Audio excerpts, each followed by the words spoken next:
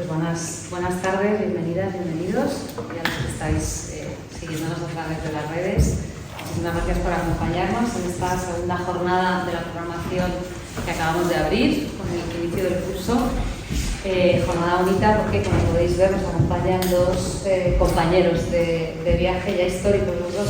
Ramón, que ha sido profesora físicamente en esta casa muchos años, que lo sigue siendo en internet, con sus propuestas autorregeneradoras maravillosas, infinitas. Le agradecemos muchísimo que hoy esté para dar palabra y presentar este nuevo libro de Mariano Peirú, que estaba fijándome. Tu biografía es... Mariano Peirú nació en Buenos Aires en 1971 y vive en Madrid desde 1976. Afortunadamente me la sé. Quiero decir, Mariano, como bien sabéis, es docente en esta casa, pero es escritor, novelista, poeta fundamentalmente, me imagino. No lo sé. A lo mejor eso es una pregunta. A lo mejor.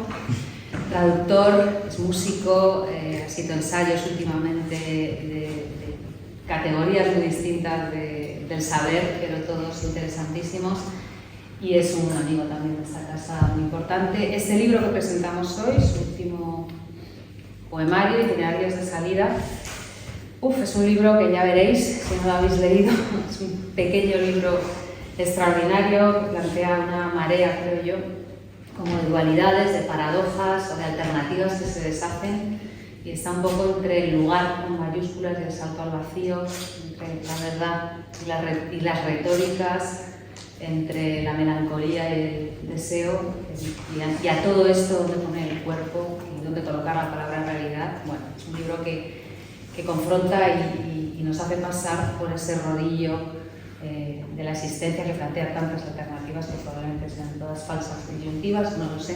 Es un libro riquísimo para darnos pie a su lectura y a sus muchísimos puntos de fuga y zonas calientes. Está con nosotros Esther, que lo va a hacer estupendamente seguro, y por supuesto Mariano. Le agradecemos muchísimo que esté presente, tan presente entre nosotros.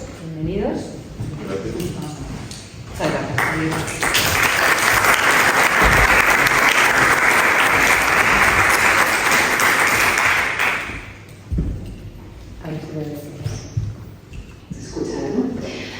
Buenas tardes, muchísimas gracias por estar aquí. Por supuesto también gracias a la Fundación, a Julieta y, como no, a Mariano, no solamente por invitarme a corresponder, ¿no? Porque me presento a mí en mi último libro y estamos cambiando de silla, lo cual siempre es muy bonito, cambiar de silla, sino también por el privilegio, la verdad, de haber podido leer este libro.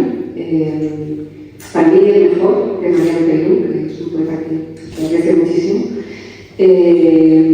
y que además, bueno, presenta un dilema que es muy propio, pero yo creo que en este tiempo especialmente se agudiza, y es un problema fundamental y muy humano, que es el de la identidad.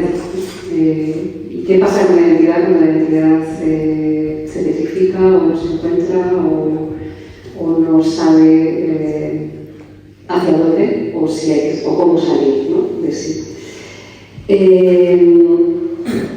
Bueno, los títulos, Julia se ha fijado, yo también voy a sacar partido de la edición del libro bastante, Julia se ha fijado en esa mínima biografía, creo que va muy bien con el libro, es muy apropiada, creo que es perfecta.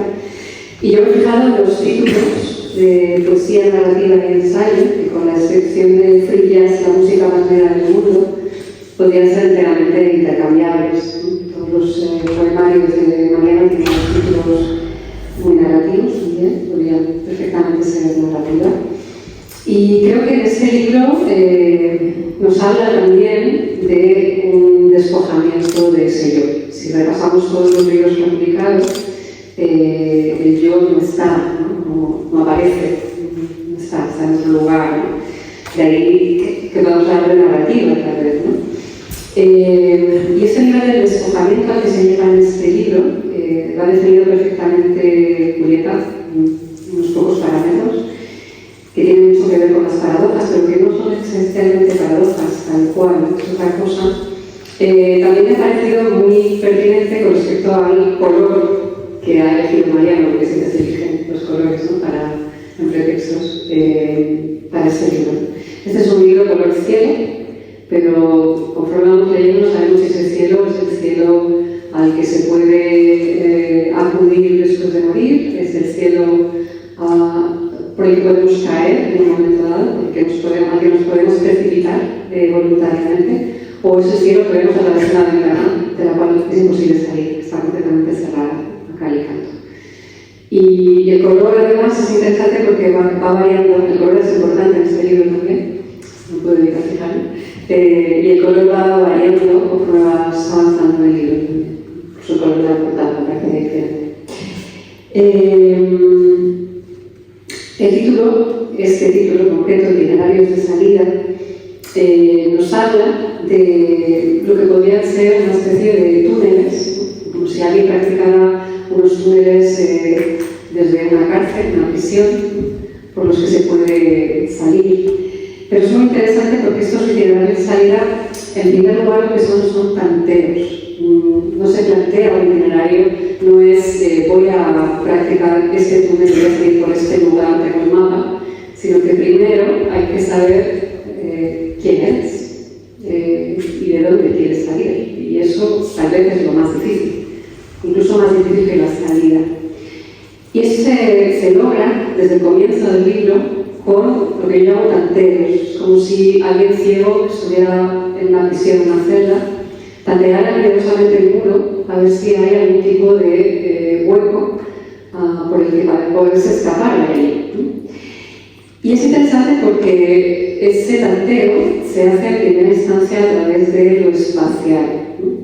Yo pensaba en el libro que conoceréis también de Christensen, Alfabeto, en el que se plantea todo el tiempo que algo existe, se conforma el mundo en base a lo que existe y se va haciendo un inventario de lo que existe.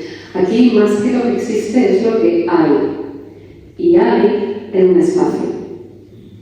Es un espacio que se nombra bastantes veces como un espacio propio, pero también es un espacio ignoto. Es un espacio que además incluso parece que en ocasiones se hace más angosto conforme vas avanzando. La salida es algo que se contempla, pero que se contempla con muchas gradaciones. En primer lugar, esta salida de la cama. Hay alguien que es mediodía y está en cama. Esto nos puede también, ha mencionado una palabra clave, Julieta, que es la melancolía. Nos puede llevar también a pensar en esa melancolía de alguien que no puede entrar en la acción. Hay un libro de María que se llama Nostalgia de la acción, que define muy bien el estado melancólico, que es el mismo de Hamlet, por cierto, ¿no? Hamlet, al cual se le interpela a la acción de manera directa, se presenta a su padre como un espíritu que dice, venga, y él se pasa toda la hora haciendo de todo lo contrario, pensando y repensando.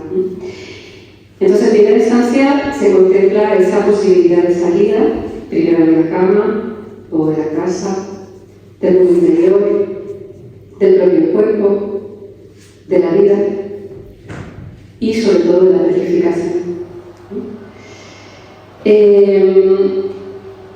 El mundo circundante está, y de hecho hay personajes en el libro, si lo habéis leído habéis encontrado ya de entrada en los primeros poemas algunos personajes, pero como también hay un teatro, y es un teatro espíritu, nunca se sabe de todos esos personajes, son personajes de la afuera o son personajes de la adentro, porque la identidad humana siempre es relacional.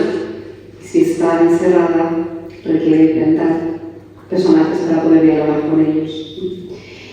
La primera imagen que me venía a la cabeza es una imagen preciosa de Joseph Beuys, se llama Trineo, no sé si conocéis esta obra. Es un trineo típico nórdico con una mantita. Y me venía esta imagen porque el libro empieza con dos itinerarios, casi como si fueran las dos cuchillas del trineo. Pero enseguida te das cuenta de que el contacto con la nieve helada es individual, es intransmisible, por mucho que eso vaya junto y esté descubriendo junto de alguna manera. Esa nieve también está petrificada, a veces parece hielo, se nombra como nieve, pero parece hielo, es una nieve que reaparecerá al final en el invierno del frío extremo. Y esa nieve es lo contrario al agua que fluye. Cuando el agua se acerca a los polos, el agua se petrifica. Y los polos son los límites Y los límites son los del entendimiento también. ¿Sabemos quiénes somos? Es la gran pregunta de ese libro. Podemos incluso formular esa pregunta, es lícito formular esa pregunta. ¿Quién soy? Es muy interesante porque el libro también trabaja con el yo de una manera, muy musical, diría yo. Pienso en la música minimalista de Steve Reich, por ejemplo. Algunos de los poemas de este libro presentan variaciones.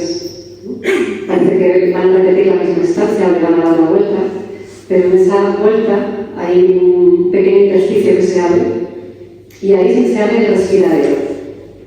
No diría la verdad, porque ¿qué es la verdad?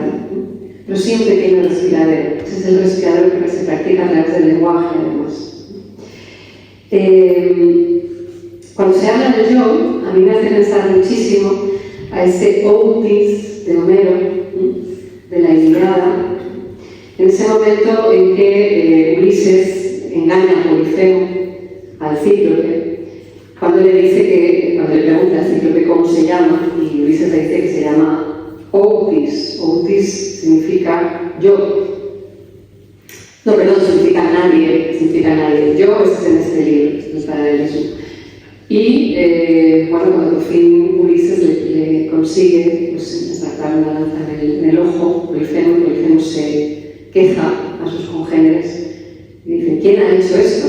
Entonces él dice: Otis, ¿no? Nadie. Todo el mundo piensa que Polifemo está loco. Ese mismo nadie lo va a utilizar también Pau Celan en el libro La Rosa de Nadie, casi de la misma manera, pero para hablar de Dios, que es otra instancia que no se plantea, pero sí lo hablaré un poco de luz también. Pero bueno, también podemos pensar en eso, ¿no? Si el yo no consigue salir, ¿quién lo ha puesto ahí? ¿No? ¿Quién ha hecho que ese yo esté ahí encerrado? ¿No? Cuando hay un preso, hay alguien que ha ejercido la condena, que ha ejecutado la condena.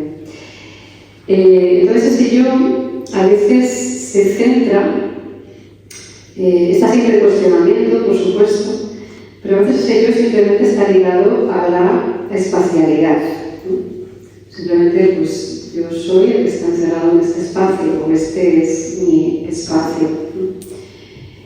Y es un yo que continuamente, desde el lenguaje, se define y se expulsa de esta definición.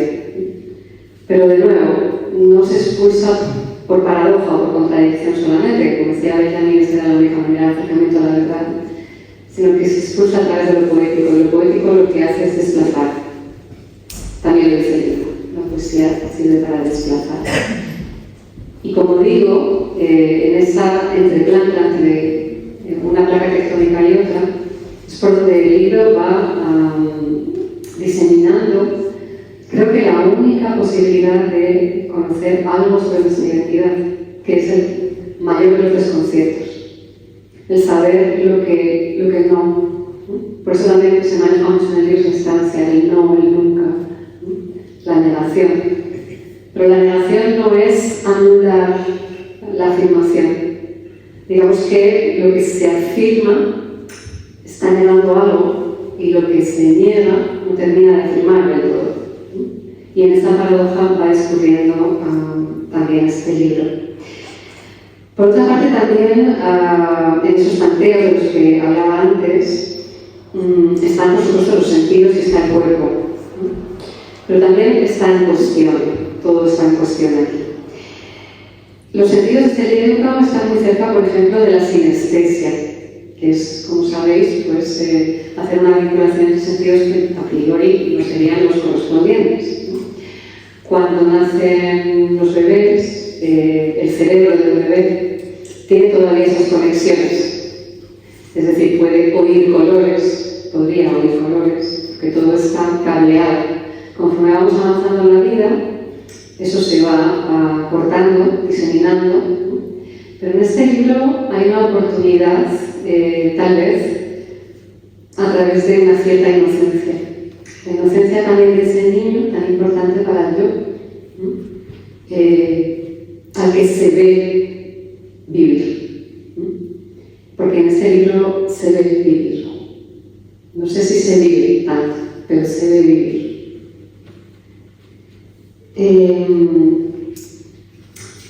Las máscaras, los personajes tienen su aposento en un escenario que se va repitiendo una y otra vez, y es el escenario en el que actuamos todas y todos cada día. Ahora mismo estamos actuando, tanto vosotras, nosotros, todo el tiempo. Nadie sabe de nadie, porque cuando entramos en las casas es cuando algo se derrama, o lo contrario, cuando no dejamos que se derrame lo que se tiene que derramar. Pero en el afuera estamos en la actuación, en el escenario, en lo teatral. También me remitía bastante al cinematográfico, a veces el libro, y pienso, por ejemplo, en algunas películas que tienen que ver con lluvias encerrados. Pensaba en concreto en Solaris, de Tarkovsky, en el cual hay una serie de personas encerradas en una base espacial que proyectan en un mar cercano sus deseos, ¿no?, de los que surgen personas también, ¿no? Y el deseo es otra de las partes importantes del libro. Pensaba en Las flores del mar, por supuesto, de Baudelaire, en el cual se intenta una y otra vez salir de la acedia, ¿no?, de la melancolía, y se intenta salir de muchas maneras, a través del arte, a través de la belleza, a través del amor.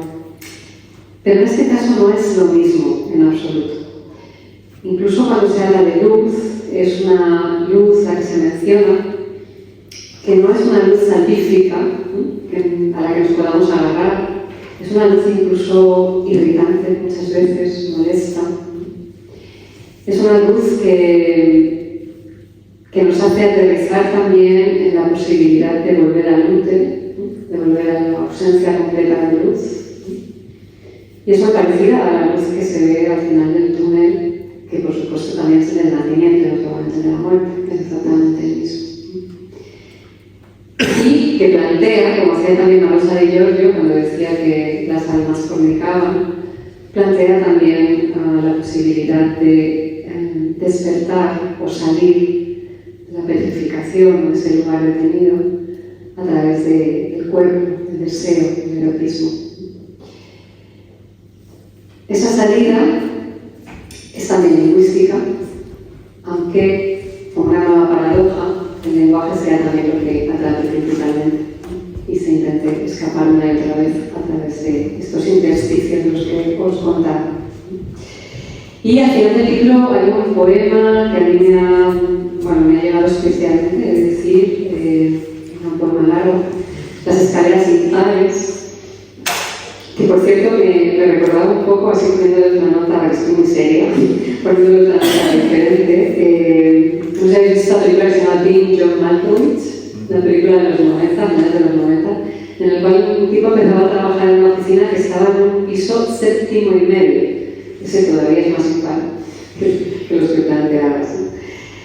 Bueno, esta escalera no se sabe si es el cielo, se puede subir a través de ella al cielo, a este cielo, ese cielo que va variando, que se va solidificando, materializando conforme avanzas en el libro, o si es el suelo del cielo, ¿no? Pero desde luego es una escalera que no admite ya mentiras, que no admite ya actuaciones, ¿no? Lo que pasa es que no podemos estar solamente en esa escalera, porque entonces tendríamos, la salida sería total. Lo que no sé si en esa escalera, creo que sí, o eso he querido leer, lo rígido, que aparece nombrado varias veces en el poemario, lo rígido empieza a alargarse un poco. Y yo creo que sí, que en ese espacio lo rígido no puede convivir, sería imposible. El oxígeno que no existe no daría pie a esa rigidez. Y creo que en ese momento se pueden decir cosas como que nadie me vea, que alguien me toque, que nadie me hable, que alguien me escuche, que alguien me entienda sin escucharme. Y yo no puedo dejar de ver ese trineo inicial de Joseph Bowis, transcurriendo sin transcurrir, pero con una mantita también caída que tal vez puede darnos un momento de calma, a pesar de todo.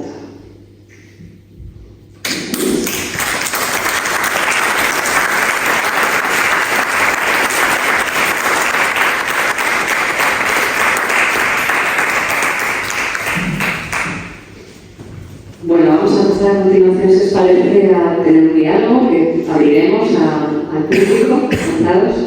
Tengo muchísimas preguntas que hacer, pero voy a intentar pues, ser breve. Quería empezar, Mariano, si te parece, por este tema de lo lingüístico. Es verdad que es un libro que es muy tuyo, muy reconocible, pero creo que estás en otro lado, ¿no? Has llegado a un lado muchísimo más despojado, ¿no? Completamente despojado. Y algo que es muy difícil, que es una apariencia de sencillez y una profundidad avanzada. O sea, esto que decía también Valerie, que la superficie o la piel es lo más profundo. A mí me ha parecido completamente que estabas en eso y que es uno de tus poemarios más depurados. ¿Cómo llegas hasta este libro? ¿Tú ves también este cambio? Un poco para empezar con una pregunta que tenga que ver con un taller poético. Vale, pues a ver, hacer cosas. Lo primero es entender esto. Y antes de contestar, voy a dar las gracias. Primero a la Fundación, por supuesto, por el cariño, por la relación que tenemos. Larga ya, y muy bonita y muy enriquecedora para mí. Y gracias también a todos los que estáis, los que habéis venido especialmente, que hay algunos, y los que os habéis quedado también. Y muy especialmente a Esther por aceptar mi propuesta y por leer el libro y por dedicarle su tiempo y su inteligencia y su sensibilidad. Esta pregunta es la pregunta que unas veces me hago yo mismo y que no logro contestar, quizá por eso me da tanto, ¿no? Lo del cambio de un libro a otro. Yo diría que esa es mi poética, o sea, mi aspiración, en realidad, ¿no? Es como que me gustaría que la poesía tuviera que ver con la vida, y en ese sentido me gustaría, o me gusta, intentar que, como la vida inevitablemente es movimiento, que puede serlo, o tiene una dimensión en la que hay movimiento, pues que la poesía, o lo que escribo yo, capte eso de algún modo, ¿no? Entonces esta es una respuesta pues un poco más honda, a lo mejor, ¿no? Podría decir también, de una manera más ligera, pero no menos verdadera, que es que me aburro cuando hago lo que ya he hecho. Entonces también concibo la poesía como una especie de investigación sobre el sujeto que escribe, sobre la voz que habla en el poema, que no necesariamente es la del sujeto que escribe, pero en mi caso suele serlo, y sobre la propia escritura. Entonces no tiene mucho sentido investigar sobre algo sobre algo que uno ya sabe hacer, ¿no? Más o menos aprendo a escribir cada libro mientras lo escribo. Esa es la sensación que tengo. Y cuando el libro se publica, pues tengo la sensación de haber aprendido algo y de que ya esa investigación o esa experimentación, esa indagación ya no me estimula mucho, entonces hay algo que cambia. Entonces, bueno, mi percepción del cambio es esta, ¿no? Mi sensación es que mis libros son distintos en algún nivel, sobre todo en un nivel superficial, o sea, estilístico. Si miras las páginas desde lejos, se ve que los poemas están construidos de maneras muy diferentes, y luego hay tonos también muy diferentes. También creo que hay cosas en común, evidentemente. Es una aspiración voluntaria cambiar, y también es una aceptación de algo que me parece inevitable. O sea, es que no podría hacerlo de otro modo, porque no lo haría.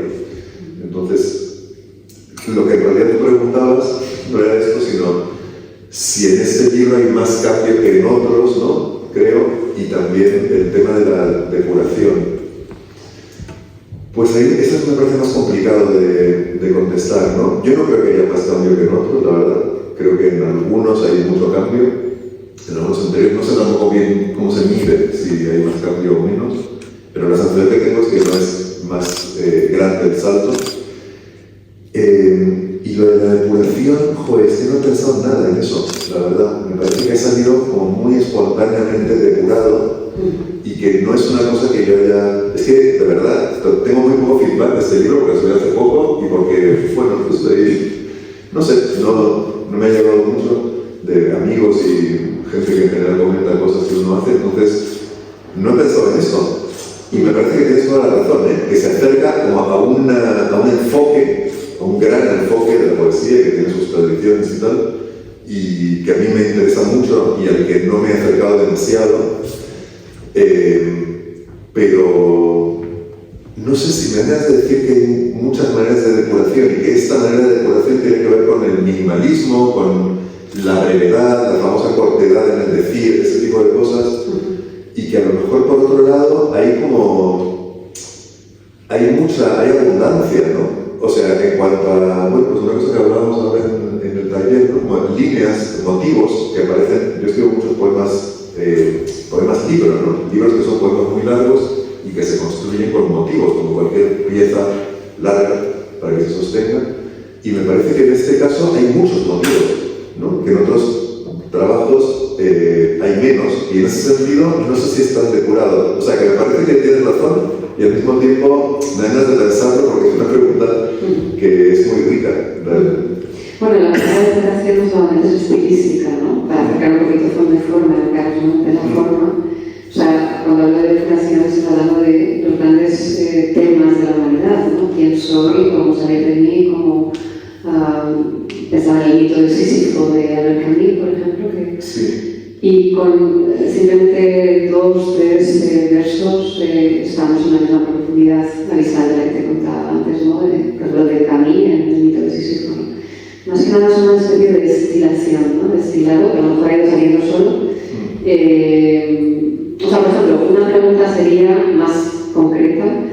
¿Has ido recortando estos poemas o han salido así? Vale, no he recortado.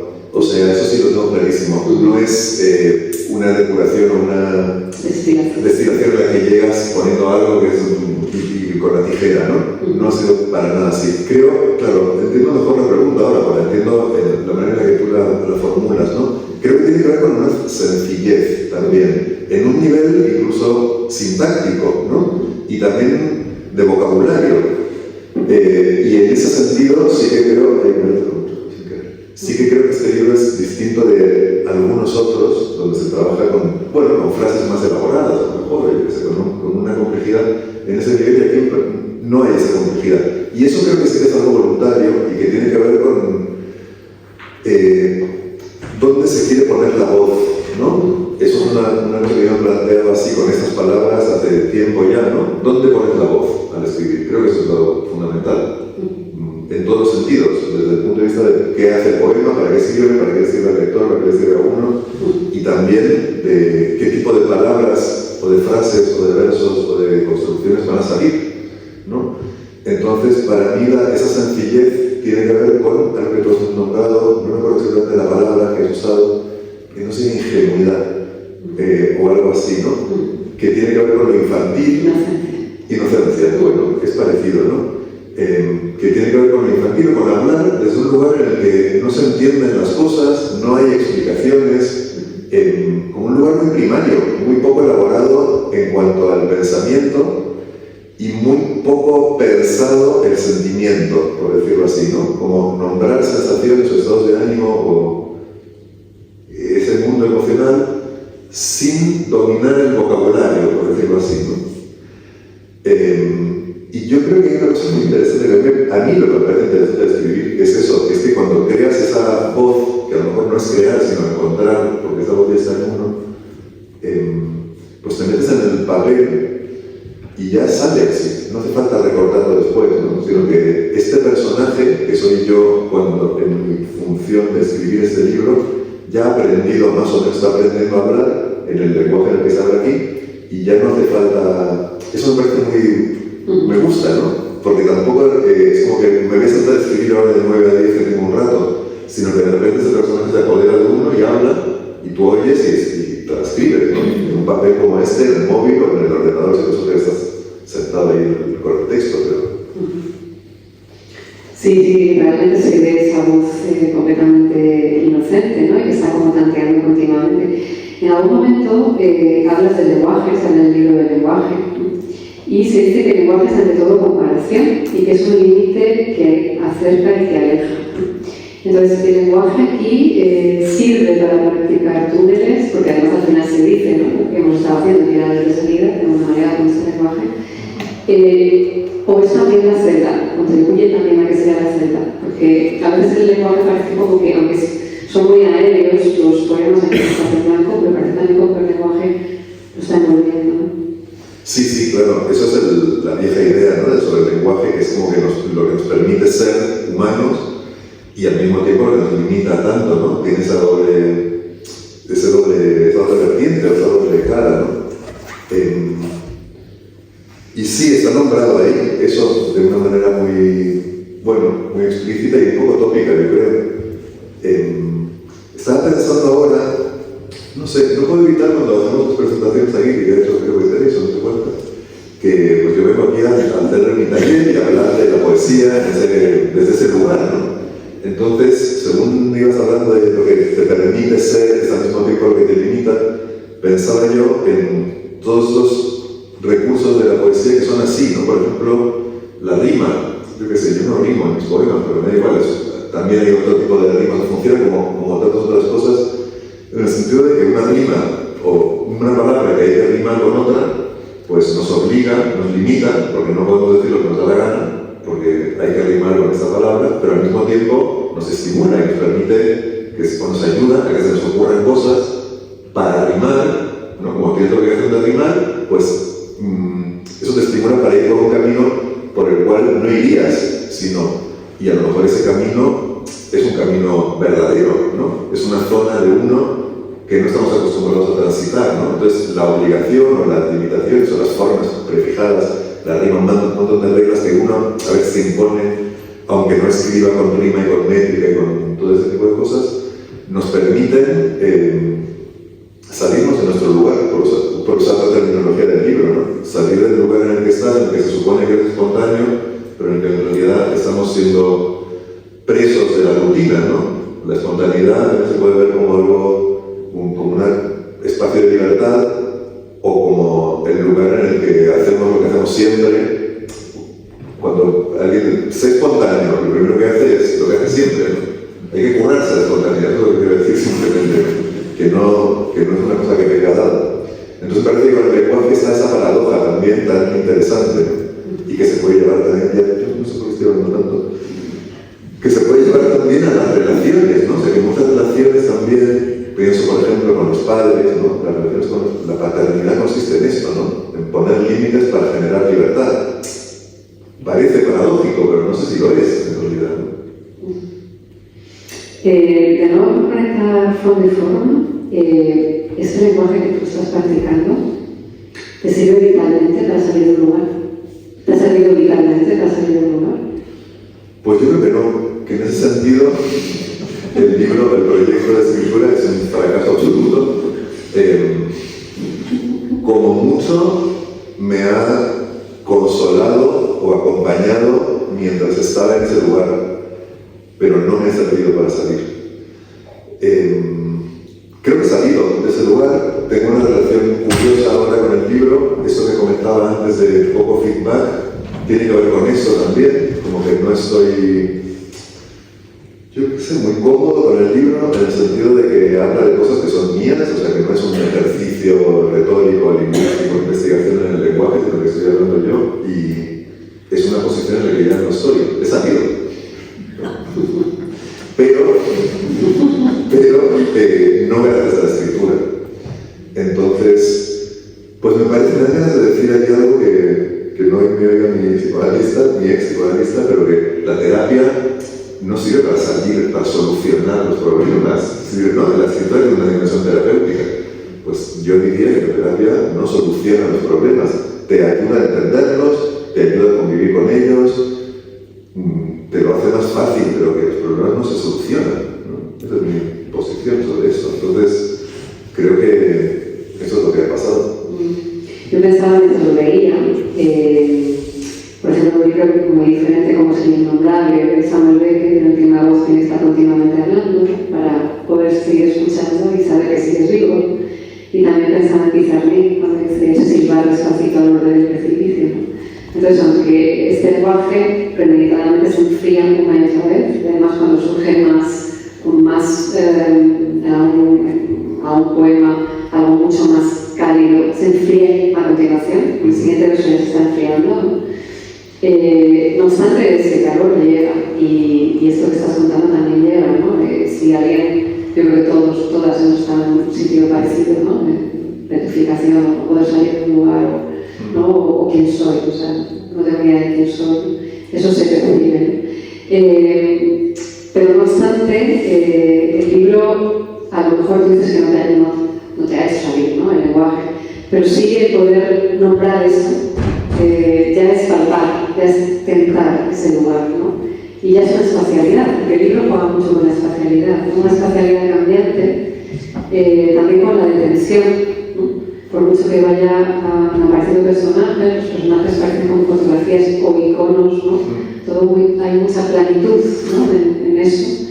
Entonces tal vez el lenguaje, bueno, pues puede servir de cárcel, evidentemente, porque no nos deja tampoco expresar del todo algo tan complejo como es la detención del ser humano, o el sentido de la vida, o quiénes somos, nuestra identidad, pero sin duda acompaña, ¿no? No sé si por ahí vamos mejor encaminados. Sí.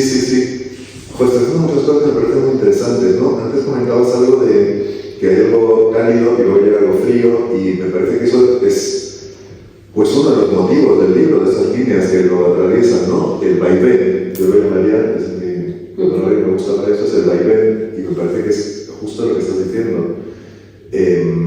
Y quizá esa sea una de las cárceles, ¿no? De los lugares de los que cuesta tanto salir, o en los que uno se siente preso, o, no sé, atrapado, ¿no? Ese constante, bueno, que tiene que ver con la ciclotimia o con la dificultad de quedarse en una idea, ¿no? O en un estado de ánimo, o en un sentimiento, y siempre hay otra cosa, ¿no? En el ámbito de lo racional hay una idea y viene otra a llevarle la contraria o a cuestionarla, y en el ámbito de lo emocional, que yo creo que en el libro este son lo mismo, viene otra sensación, otra emoción, ¿no? Y no se sabe cuál es la verdadera o qué hacer con eso, ¿no? Qué hacer con ese baile. Y luego tú decías, que también me ha gustado, me ha estimulado, no sé, me ha hecho algo, la idea de los personajes, ¿no? De esos personajes que son un poco planos y que no se mueven mucho. También has usado mucho antes la palabra petrificado, y creo que pues está bien visto, porque el problema que hay aquí es el de un exceso de estatismo, ¿no? O sea, el literario de salida, en mi cabeza por lo menos, tiene que ver con las ganas de irse a un lugar en el que no pasa nada, o no pasan suficientes cosas, o no pasa lo que uno quiere, o algo así, ¿no? O dejar de estar quieto.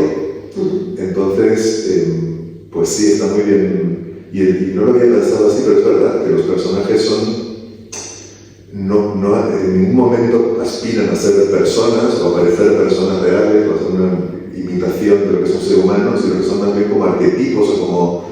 Es como si fueran personajes de un sueño, yo creo, ¿no? Que ni siquiera está claro qué función cumplen, están como cumpliendo una función plana, son como siluetas un poco, ¿no? Son el que se va, o el que no está contento, o el que dice no sé qué, o el populista, no sé qué decir, me meto cualquier cosa, son personas, pero no tienen tridimensionalidad, ¿no? Es como, yo creo que son personajes entrevistos en un sueño, o en una especie de deseo de imaginar, de configurar un mundo para poder mover las piezas que hay ahí, ¿no? Sí, a veces funcionan de manera inversa, ¿no? Como una contrapartida de ese yo que no es un yo, que se está continuamente diciendo como yo.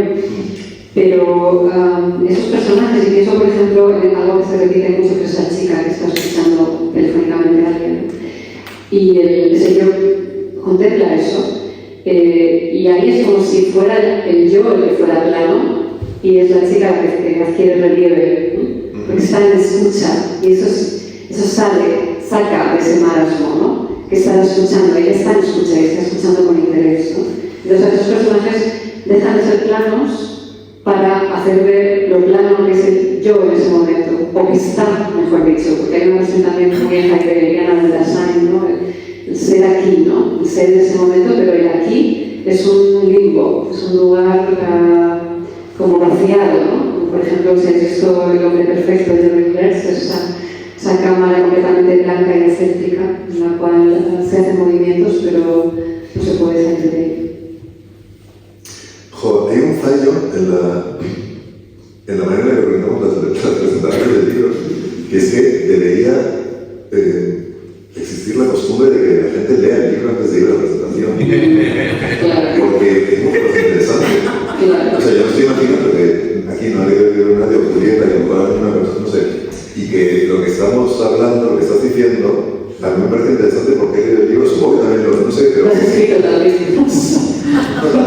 Pero bueno, como que es, no sé, que se agrega más el jugo, ¿no? De la conversación. Claro, de hecho, te iba a proponer que lees algunos poemas. Voy a hacer una pregunta más, que ahí tengo además alguna página que indicarte. Te voy a preguntar por la luz. Lo he dicho ya un poquito en la introducción, pero me llama mucho la atención esa luz que va saliendo una y otra vez y cada vez que sale es diferente, ¿no? Es una luz agotadora que podría incluso superponerse con la palabra vida. La vida es también agotadora, o puede serlo. No es, por supuesto, una luz salvífica, ni siquiera la luz de una celda iluminada en lugar de iluminación espiritual. Aparece la vagina de la luz, aparece casi como una especie de nuevo nacimiento. Pero en realidad, ¿qué ilumina esta luz? ¿Qué alumbra esta luz? Si es que alumbra algo. Vale, pues voy a contestar a la pregunta de antes porque me quedo con ganas. Lo que dije, mi gran introducción a la respuesta, lo que estaba diciendo de las presentaciones. No, esta es la idea que me parece que también valdría la pena comentar o compartir habiendo leído el libro, ¿no? Porque me encanta lo que dices de los personajes que son planos o estáticos, pero de repente el estático es el yo, ¿no? Y es como que los personajes que hay, pues esa chica, un hombre que está en el escenario, bueno, una serie de personajillos que hay por ahí, son planos, son estáticos, lo vemos tú y yo al leer todo el libro, están siempre más o menos en el mismo lugar. Problema que tiene yo, ¿no? La voz que habla ahí. Pero en el momento en el que yo los mira, no parecen estáticos. Y hay un movimiento que ese yo desea y que ese yo no tiene y que ellos sí parecen tener. Es algo así, ¿no? Entonces, es como que la mirada sobre los personajes del personaje narrador cambia durante el libro, pero también la de los lectores cambia, ¿no? Ves que el movimiento es al revés de lo que pasa en la realidad. Yo creo que la foto capta el movimiento, pero la película capta la quietud, ¿no? La sucesión de fotogramas muestra quietud o algo así.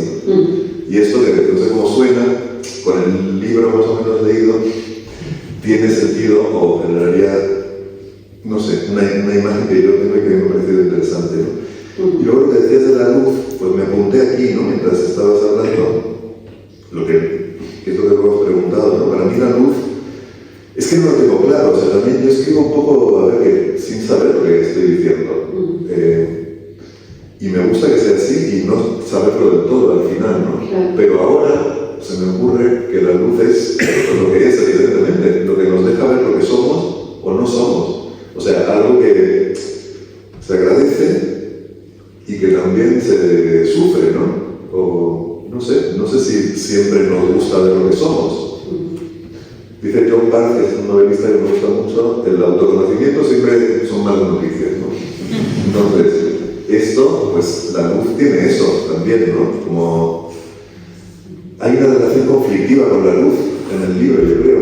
Y no sé si está simbolizando algo concreto. Para mí es la palabra y lo que me evoca en el proceso de escritura. Y luego cuando lo leo para ver si realmente, vale, lo publico o no, pues me satisface, me parece como vale, pues funciona. Pero no tengo claro. Pero yo diría ahora que sí que es eso, ¿no? Como, pues lo que nos deja ver lo que somos y lo que no somos. Entonces, algo con lo que tienes una relación ambivalente. Te pediría que leyeses dos poemas de la luz, que son página 37 y página 38. Vale. Tengo tan conflictiva relación con el libro que no lo he traído. Así que...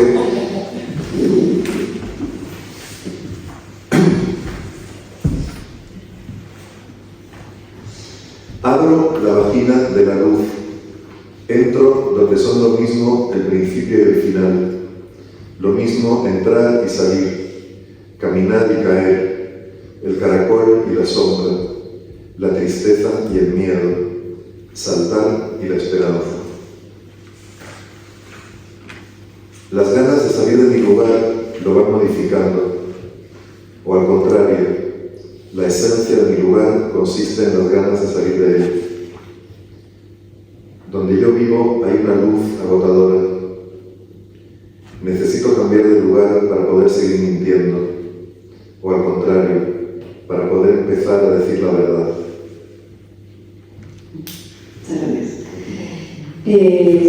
Siguiendo un poquito más con el tema de los personajes, que creo que es muy interesante, lo que quería llevar también el tema de la otredad.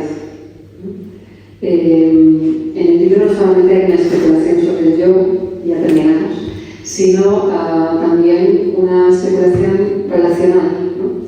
Es decir, ¿es posible realmente relacionarnos? ¿Es posible que alguien realmente nos entienda, nos conectemos de verdad, ¿no? Eso yo creo que está continuamente. Y realmente también estos personajes que a veces aparecen como en paralelo con este yo, hacen también ver que este personaje central está en tránsito. Y ese querer salir, itinerario de salida, puede ser también una explicación de querer salir de la huida de los demás, ¿no? ¿De la huida? Y querer salir, querer embarcarse hacia un vínculo, o por lo menos yo lo he leído así, a lo mejor no es lo que tú exactamente estabas, pero yo lo leí completamente así, ¿no? Puede existir un vínculo verdadero, es lo que parece plantear el libro, ¿no? Y claro, no puede existir un vínculo verdadero hasta que no nos vaciemos completamente de esa plenitud, ¿no? De personaje, hasta que no podamos pensar hacia algo completamente desconocido de nosotros mismos y aceptarlo. Y aceptar esa imperfección, ¿no? Y es muy interesante porque en el teatro, este teatro que se plantea en el libro varias veces, que aparecen varios poemas que tienen que ver con lo teatral, el yo dice, ahora dice de mujer, dice de hombre, y hay en dos instancias en que se dice lo mismo, ¿no? Tanto la mujer como el hombre hablan de la vocación de huida, ¿no?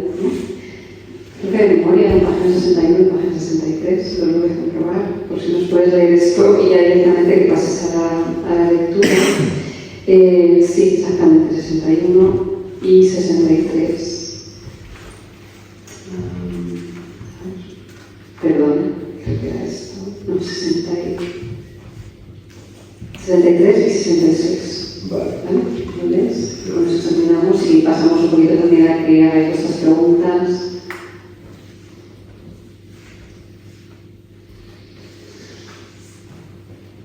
Vale, es que estaba mirando por escena porque no sé si prefiero comentar una cosa que has dicho antes o después, creo que voy a comentar antes. Sí. Claro, tú dices, ¿es posible que alguien nos entienda? Esta es una de los impulsos de escritura de esto, ¿no? Está captado muy bien. Y también está, es posible entenderse uno mismo, ¿no?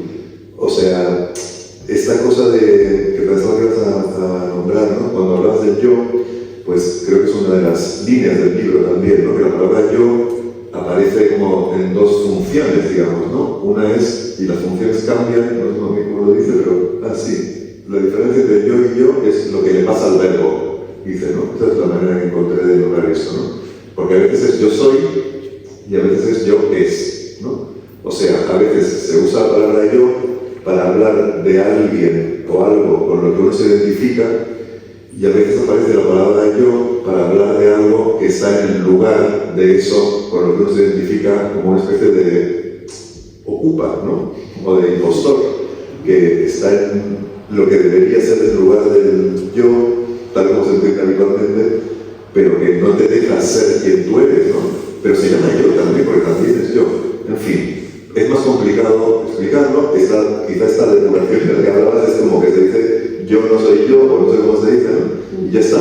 Y yo creo que se transmite lo que se quiere transmitir, ¿no? Y luego lo que decías tú, me acordé mucho me acordé muy fuerte de lo que decías del vínculo, ¿no? De que hay una especie de soledad ahí, si ni siquiera estás contigo, cómo puedes establecer un vínculo con alguien y tal. Y me vino, esto creo que no lo había pensado en relación con la palabra salida, que está en el título, una frase de Baudelaire que me encanta y me ha acompañado toda la vida, que es: el amor es la necesidad de salir de uno mismo, ¿no? Y creo que tiene que ver con esto también, ¿no? Como que ese deseo de salida también es deseo de establecer un vínculo desde otro lugar, en otros términos, yo qué sé, diferente del que se ha podido establecer o algo relacionado con eso, ¿no? Ser yo, poder ser yo en el vínculo, quizá, ¿no? Igual que es difícil ser yo cuando uno está solo, pues también es difícil ser yo en el vínculo, o a mí me lo parece, son mis explicaciones quizá, pero bueno, vale. Totalmente, antes de que lo voy a simplemente decir, hay un método teatral, que no sé de quién es, que maneja el concepto de personaje vacío. Yo pensaba mucho cuando leía el libro en eso, ¿no? Era alguien que tiene que entrar en un personaje completamente disímil a lo que es, su verdadera personalidad, y tiene que transitar antes por un espacio vaciado de sí, vaciarse de sí, ¿no? Entonces yo creo que a veces el libro parece que está en ese vaciado como para llegar a otro lado, y para mí ese lado tiene que ver con la posibilidad del vínculo, aunque no lo leía por ahí. Sí, sí. Yo creo que lo del vínculo es verdad que no sé si está muy explícitamente mencionado, pero yo diría que sí está sugerido, pero que es como una... O sea, no creo que aquí aparezca como motor del deseo de salida, me parece, ¿no? Como que no es quiero salir para establecer un vínculo, sino quiero salir, ¿no? Y luego hay ecos por ahí que son, si salgo podré... Ahí está lo que podría, se dice en algún momento, eso nunca me sale mi libro de memoria, lo odio, pero me lo sé de memoria. Lo odio por eso, me lo sé de memoria, ¿no? Pues hay un momento que se mira a esa chica que habla por teléfono y se dice, ahí está lo que podría. Y yo creo que esa es la manera, eso es lo que tú dices, ¿no? Como ahí podría haber un vínculo, ¿no? Ahí lo veo, o sea, hay como una especie de envidia de vínculo, ¿sabes? Sí. Hay otro lugar en el que pasa eso y lo voy a buscar. Porque no lo sé todo.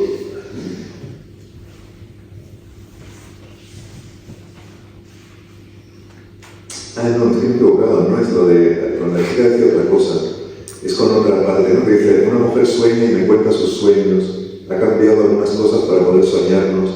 Desordena las manos, desplaza los deseos y sale de su lugar. Ahí está lo que podría. Y luego, por otro lado, o sea, termina el poemilla diciendo la chica sigue hablando por teléfono. Bueno, luego es lo que me has dicho. Ahí caminan las palabras sin miedo ni deseo. Luego salen y empiezan a vivir. Yo no sé vivir. Mi único compromiso es con la huida.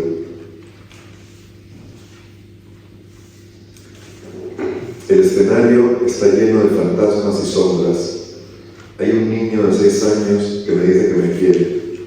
Hay una chica que coge el teléfono. Hay una mujer que siempre se está yendo. Su forma de estar es irse. Es una y es muchas, pero es una. Tengo ganas de que termine de irse. Tengo miedo de que el niño se caiga.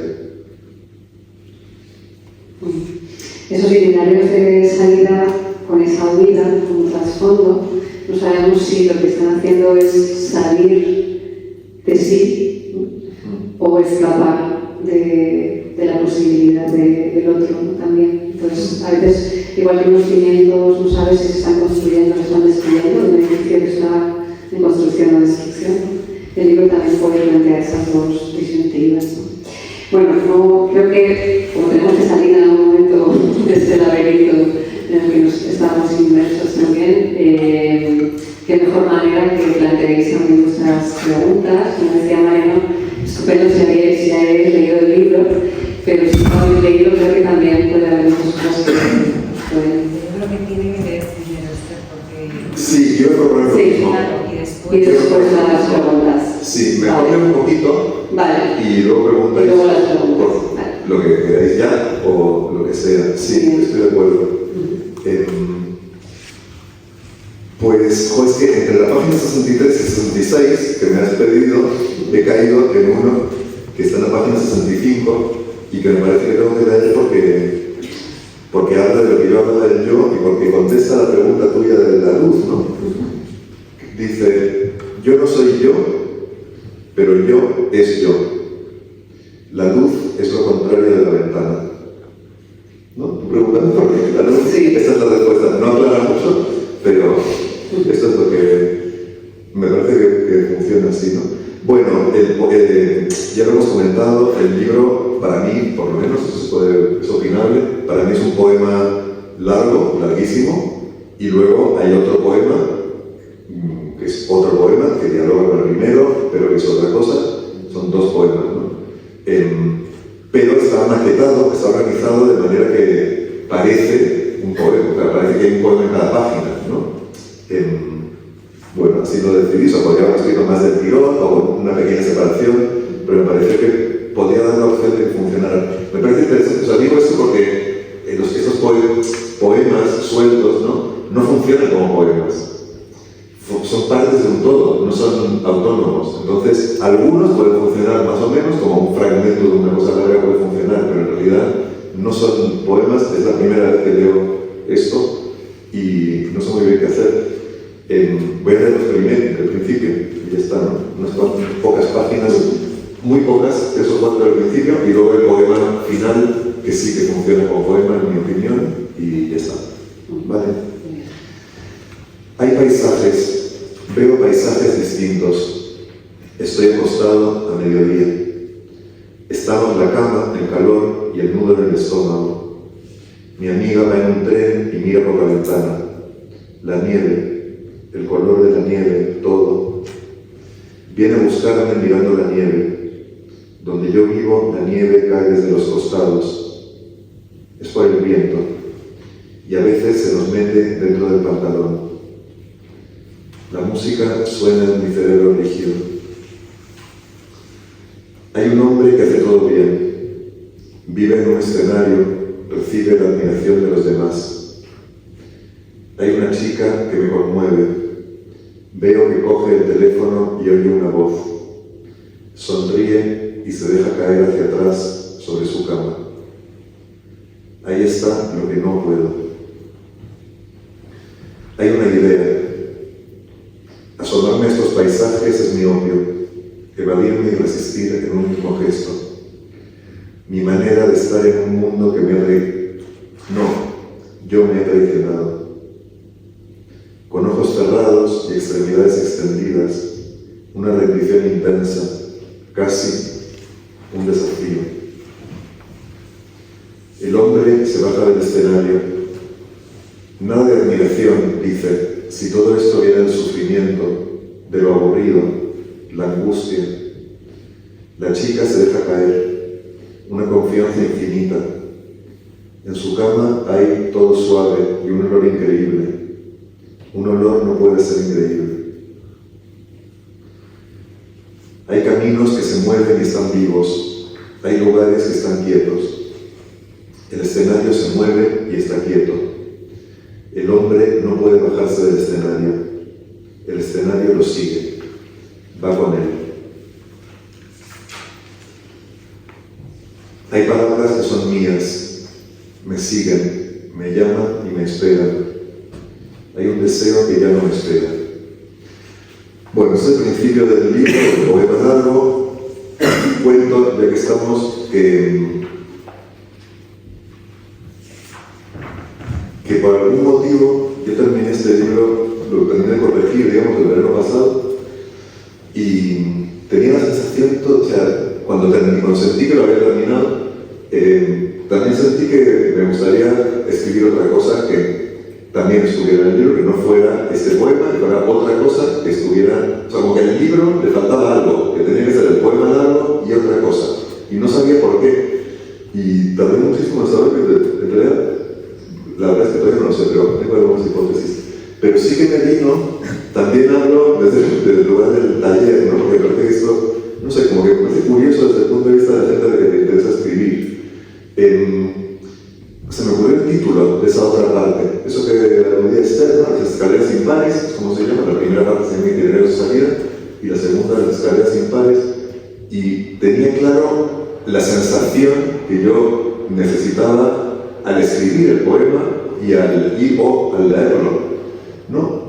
Y me parece muy curioso esto. Yo no sé si me había pasado alguna vez esto, ¿no? Como de poder visualizar algo que no son palabras, que no son emociones, que es como una cosa muy, muy abstracta, pero que era muy definido también. Y nada, eso fue en julio, y luego pues no salía nada, y en noviembre, lo dijo muy fresco, se me ocurrió el poema este, o sea, lo escribí como casi del tirón, y era lo que yo quería. Entonces viene este otro poema que también es largo, pero muy corto en comparación con el otro, y ya.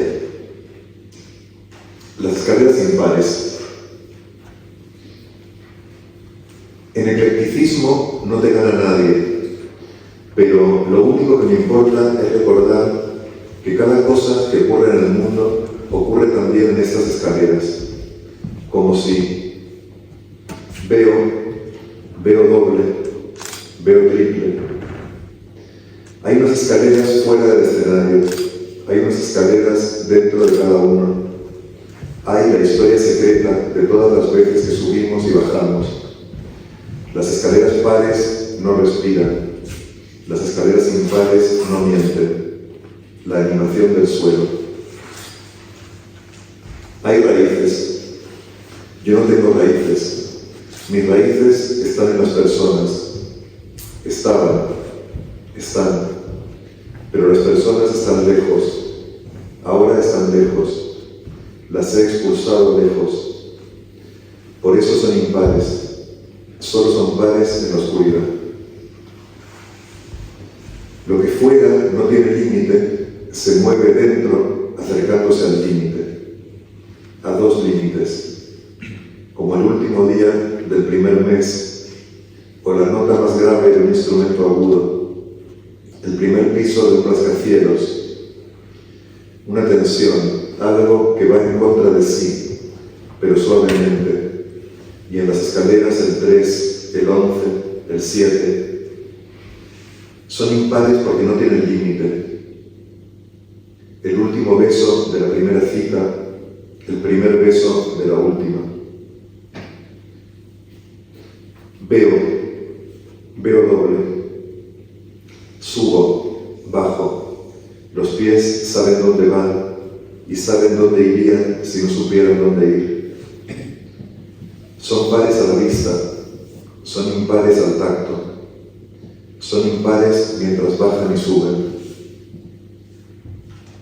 La suma es par, la resta es impar.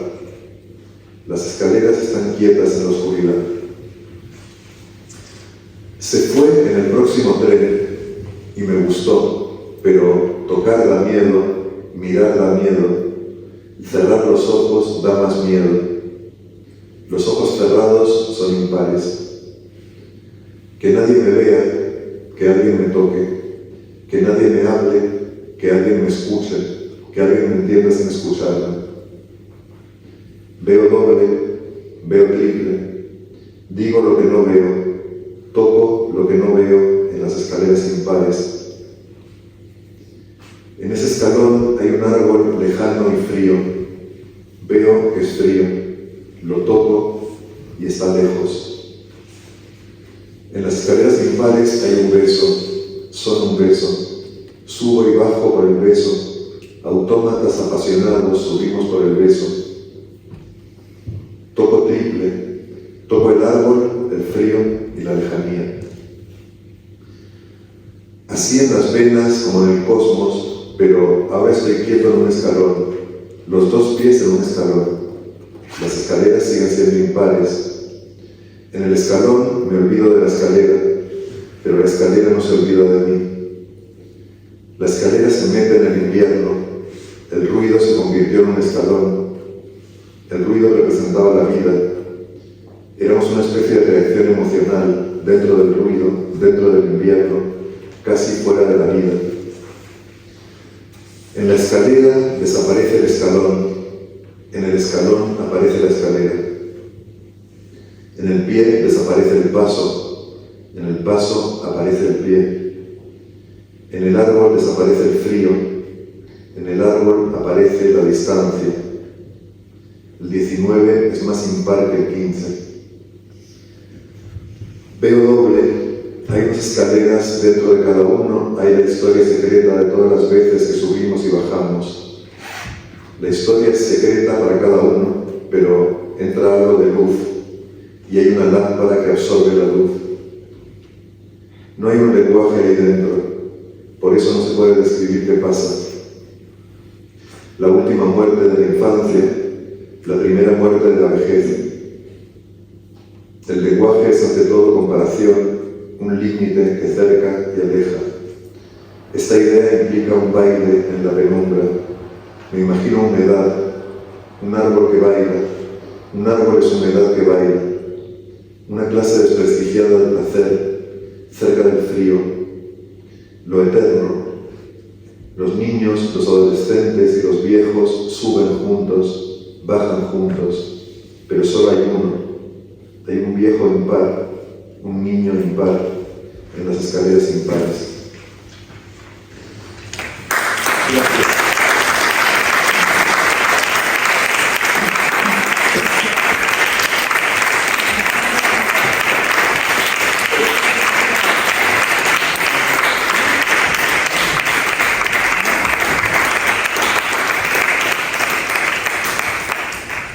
Pues muchas gracias. Si quieres preguntar algo, había una mano levantada. Sí. Bueno, yo solo he leído el primer poema. Además he escuchado a todos los que has dicho. Y en el primer poema, el de la nieve, hablas de paisajes, de estar, de va y viene, de nieve. Y es sobre el proceso creativo la pregunta: ¿qué te pasó por la cabeza para, después de hablar de estas 4 cosas, meternos la música y el cerebro? Pues lo tengo súper claro. Estas son cosas que no hay que decir, creo, pero por eso me parece muchísimo contestar, de verdad. Lo tengo que mirar. En este libro hay muchas escenas que son la traducción al lenguaje que este libro pide de escenas de mi vida, ¿no? Del pasado, evidentemente, del futuro no. Bueno, hay alguna también, pero sobre todo del pasado. Y aquí me vino como muy fuerte, y esto lo comentábamos antes, ¿no? Porque otro poema tuyo. Bueno, como que a veces en la escritura, el orden en el que leemos el poema es el orden en el que fue escrito, y a veces no. ¿Se entiende esto para los que no estaban ahí, no? O sea que este libro no funciona. El orden en el que fue escrito no es el orden en el que está en el libro, en términos generales y absolutos, pero muchas cosas sí. Entonces, esto es el primer poema que salió, esto es lo primero que escribí, ¿no? No es una cosa que metí después. Y algunas de las imágenes que venían en esa época, en ese proceso de escritura, eran de unos años que pasé yo viviendo en Holanda. Entonces, pues claro, por eso a veces estas explicaciones hacen que se vuelva más trivial o más, se le corta un poco las alas al poema, ¿no? Lo de la nieve, pues es que en Holanda nieva mucho, ¿no? Y hay mucho viento, y entonces la nieve cae de los costados. Cuando llueve pasa lo mismo, no sirve para nadie con paraguas, porque la lluvia no viene de arriba, ¿no? Es un lugar plano, sin montañas, en el mar, y lluvia, y un viento atroz. Entonces, nada, es eso, ¿no? Para mí la escritura muchas veces, ese es el elemento que tiene o la relación que tiene con lo verdaderamente personal o con lo autobiográfico, es encontrar un lenguaje al que traducir mis cosas, ¿no? Mis pequeñas o grandes experiencias.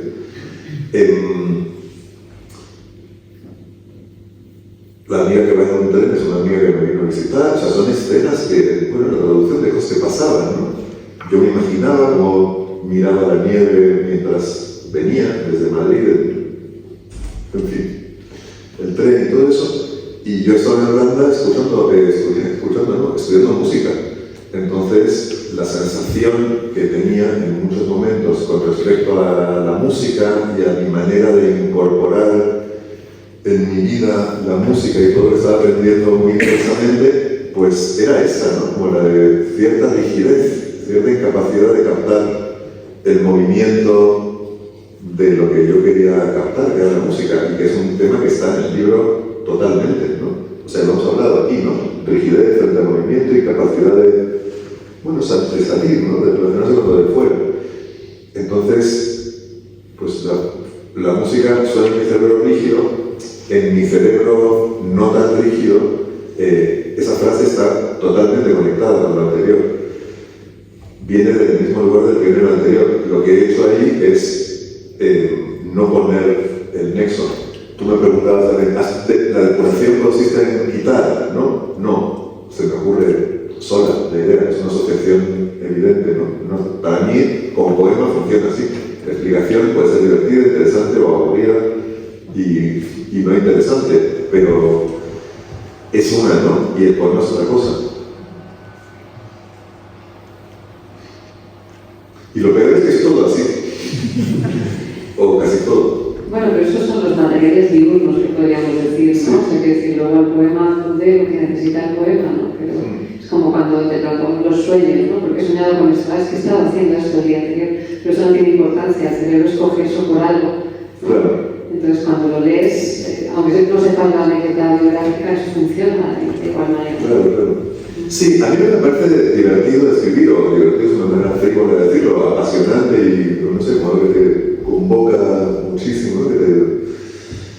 En fin, todo lo que tiene de experiencia brutal la escritura es que se combinan estas manipulaciones de lo real con las posibilidades de lo imaginario. Entonces, si yo hago esto y este primer texto surge de algo muy real y muy biográfico, pero si me da la gana, si el poema te lo pide, si el poema lo necesita, la siguiente sección es totalmente inventada y no tiene nada de... O sea, por eso cuando decía hace un momento, y lo peor es que todo es así, es mentira.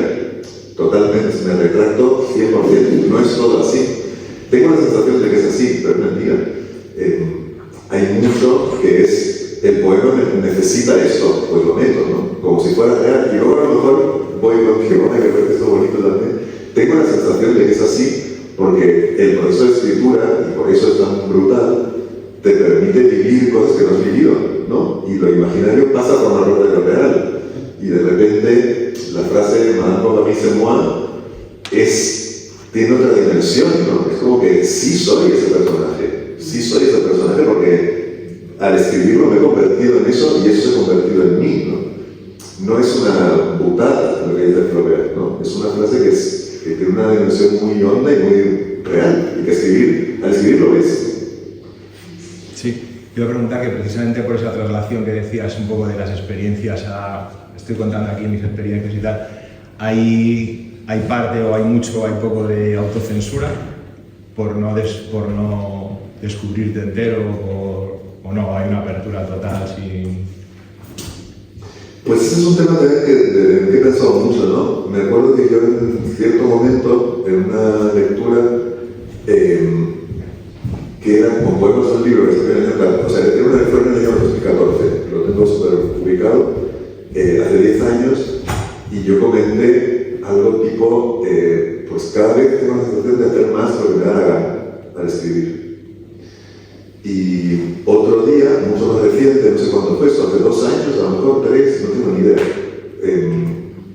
presentamos aquí un libro de Guido García Valdés y charlando me tocaba a mí esa silla y charlando con ella dijo algo parecido. No me acuerdo si usó también la expresión, lo de dar la gana, pero bueno, decía algo así, ¿no? Como, hay un proceso de conquista de la libertad, ¿no? A lo largo de la vida y se manifiesta en la escritura esto. Entonces, yo podría contestar que me siento cada vez más libre a la hora de escribir y que tengo cada vez menos censura.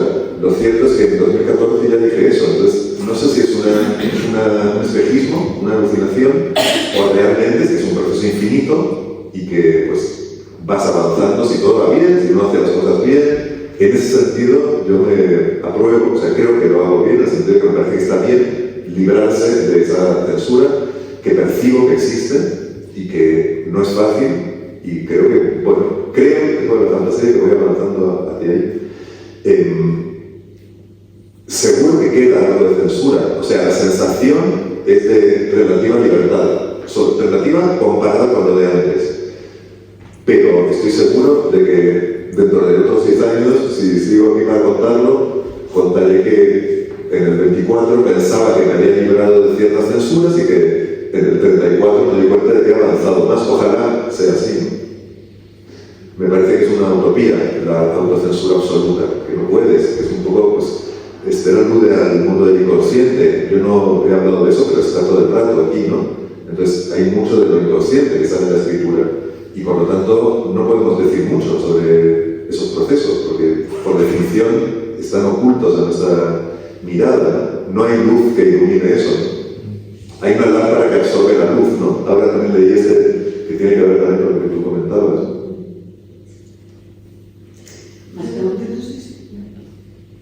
Vale. Sí, a lo mejor que no te he entendido bien, pero has dicho que la primera parte del libro es un poema largo y que no tiene identidad de poema en los fragmentos sueltos. ¿Por qué estás tan seguro? No estoy tan seguro. Creo que he dicho que es opinable ese tema. Creo que usar esa palabra que nunca uso para ese tema, del que nunca hablo. Pero no es que esté tan seguro, es que cuando yo escribo poemas de estas longitudes, tengo una sensación, que hace mucho que no pasa eso, tengo la sensación de que puedo ir a un sitio, por ejemplo, a una lectura de poemas que hago de vez en cuando, y cojo el poema de la página 44 y lo leo y funciona. Y ahora, si tuviera mañana una lectura de poemas que no tuviera que ver con este libro, y cogiera poemas de distintos libros, no podría coger uno de este libro. No funciona ninguno, en mi cabeza no funciona ninguno suelto. Puede funcionar hasta cierto punto, puede, no sé cómo decir, dar el pego, puede hacer algo, puede colar como poema, pero mi percepción es que es una parte de un todo y que lo que hace suelto no es nada comparado con lo que hace como parte de todo. No me apetece leerlo suelto, ¿no? Del mismo modo, he empezado a leer diciendo, es que es verdad que no he leído nunca ese libro público. Entonces, he empezado a leer diciendo y pensando, voy a leer 2 o 3 del principio, y he leído, no sé, 6 o 7, porque me parecía que si paraba era un desastre. O sea, como que no sirve para nada leer 2 o 3. Y hay un efecto acumulativo, además. Claro. Que si lees un solo poema no funciona. Sí. Hay una cosa que he encontrado que abunda en lo que dices, que yo no me lo creía, que es que para ti cada una de estas páginas no es un poema aislado. Sin embargo, el primero, que es el de la nieve, a mí sí me parece un poema aislado. Pero en los 7 o 8 primeras páginas de este poema de 60 páginas, el 90% de las páginas empiezan por la misma palabra, por hay. Y sí. Eso apoya el hecho de que para ti en tu cabeza todo es parte de un todo. Yo haré una auditoría en tu departamento de estadística, porque creo que no es el 90% ni mucho menos. Pero es verdad que es uno de esos leitmotivs, ¿no?, que aparece muchas veces, sobre todo al principio, aparece mucho al principio, y tiene que ver, es una cosa que también me quedé con ganas de comentar en relación con lo que decía Esther, ¿no? De esa especie de constatación, ¿no?, de decir lo que hay, de colocarse en un lugar en el que simplemente empiezas diciendo lo que hay, ¿no? Das una serie de claves de lo que se ve o de lo que se podría ver. Y luego lo que dices me parece también muy interesante para ver otra cosa que también he pensado estos días. Quizás sabiendo que iba a tener que hablar del libro, ¿no?, en este momento y en otra presentación que hay el viernes, pues pensé un poco en el libro y pensé que toda esta parte larga y de eso salida, el poema largo, que a lo mejor, según Carolina, son muchos poemas, pero todo esto para mí tiene como una dimensión horizontal, ¿no? Como que las páginas, o sea, va así, te va leyendo así, o así, si lo queréis vosotros, ¿no? Como que vas de izquierda de hay. Y se me ha ocurrido ahora esto, que ese deseo que tenía, o esa necesidad que me parecía que el poema tenía de añadirle algo o de contrastarlo con algo, era algo vertical. Y que las escaleras impares, desde el nombre, la palabra escalera ya alude a algo vertical, pero también en mi cabeza, aunque el poema se lee también de páginas, hay que ir pasando páginas, es un poema que es súper vertical. O sea, yo los veo, la primera parte, si los pusieran en una pared, irían las hojas así, como leemos, y la segunda parte irían de arriba abajo, súper claro. ¿No? ¿Lo ves también? Por las palabras que se usan, no estoy hablando de maquetación, ¿no? Por las ideas, por cómo se relacionan unas ideas con otras. Es como que en el poema, en el tercero, con respecto al segundo, es una especie de sustitución, ¿no? Esto viene en lugar de esto que había antes. Esto es lo que yo entiendo como horizontal, ¿no? Y lo otro es como que va, no sé, una cosa se... Ay, no lo puedo explicar. La creación es eso. No lo puedo explicar de otra manera. Creo que se ve, ¿no? Me encanta. Entonces, sí. Sí. Y de hecho, el primero es plano, que la planitud, sí, con una llanura inmensa, y el otro es claramente vertical. Es como que el espacio en el que ocurre todo, aunque el escenario del que hemos hablado es un escenario que el sujeto ve aquí, ve y él está fuera del escenario, es como si todo ocurriera en un escenario que es un espacio plano. Y en la segunda parte es como si todo ocurriera en unas escaleras en las que el movimiento es vertical, uno sube y baja y está nombrado eso y está transmitido de muchas maneras. Está el árbol ahí, yo qué sé, el árbol es vertical. Bueno, tenemos que dejarlo aquí precisamente para poder seguir hablando con el libro con el que vamos a brindar. Para salir, ¿no? Sí, para hacer el itinerario al vino, son infinitos. Sí. Ha sido una gozada escucharos. Muchísimas gracias, Mariano. Y para dar satisfacción a tus deseos, pedir que nos leas un poema troceado de despedida. El de la página 21, además. Ah, ¿vas a leer la página? Te iba a hacer un comentario, pero lo hago con el vino. Pero ese te lo pido para darme el gusto. Vale. Pensaba castigarte con uno de los superhéroes que tienen 2 líneas, pero me has pedido uno largo. Yo me enamoro así. Veo, escucho, imagino. Veo, por ejemplo, cómo coge el teléfono. Escucho cómo lo coge. Imagino cómo lo cogería. Se deja caer y escucho, imagino, veo la apertura infinita. En algún momento también habrá que salir de ahí, hacia algo más real. No hay nada más real. Bueno, muchas gracias a vosotros.